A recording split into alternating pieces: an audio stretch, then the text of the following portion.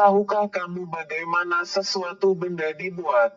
Sebelum saya melanjutkan, silakan untuk subscribe dan ikuti terus channel ini, agar selalu update tentang informasi dan pengetahuan Anda. Magnets attract to certain metals and each other. That's handy for more than sticking stuff to the fridge. They help run motors and generators, among other things. Magnets occur in nature, but 2 centuries ago, people figured out how to make them using electricity. You could say it was a take-charge situation. You can't see or feel the force causing this globe to levitate, but it's not magic, it's magnetic. To make magnets, they must first create a sand mold of the magnet shapes. They load this pattern of 4 magnet shapes into a machine that fills it with sand.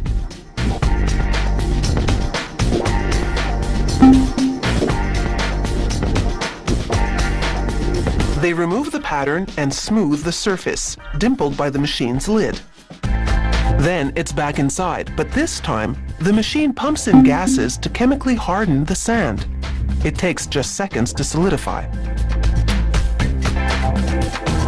They lift out the sand slab, revealing the impression of the magnet pattern. It's now a mold. Magnets come in many shapes and sizes, as do their molds. Now they're ready to mold the magnet shapes. They take copper, cobalt, sulfur, nickel, pure iron, aluminum, and titanium. They load all these metals into an electrical induction furnace. It generates a pulsating electromagnetic field that heats to more than 1600 degrees Celsius, melting everything into a molten soup.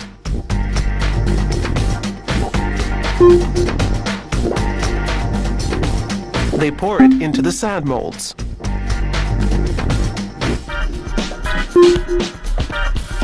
The molds burst into flames because the gases that harden the sand are highly flammable. They slide the blazing molds to another part of the foundry and knock them to the floor. Then they bust them open with a sledgehammer to get air inside so they cool down and the gases burn off.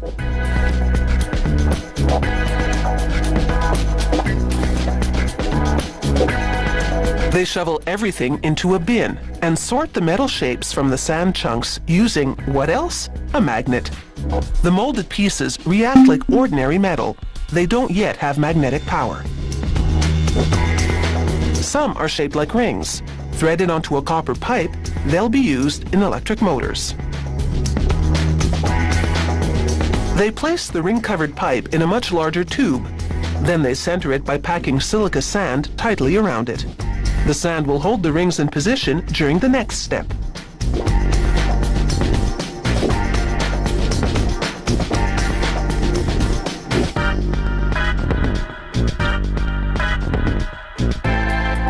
They seal both ends with concrete, allowing the inner copper tube to protrude slightly. Then it's into another electrical furnace. It heats the tube full of magnet shapes until it's red hot. This primes them to accept an electromagnetic field, which will be delivered by this metal rod. They slide it down the center of the copper pipe and clamp it in place.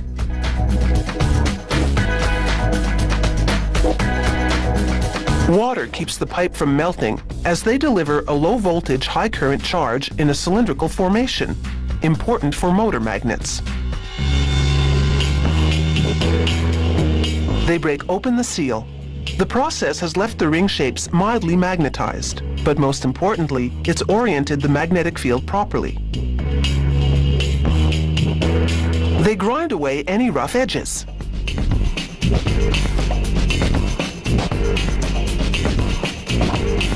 At this point, all magnets are pretty useless. But this machine will empower them. It delivers an electromagnetic charge to the metal, which magnetizes it.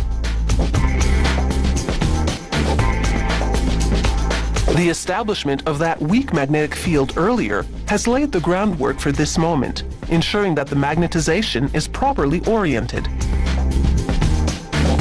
Now that's some serious magnetic muscle.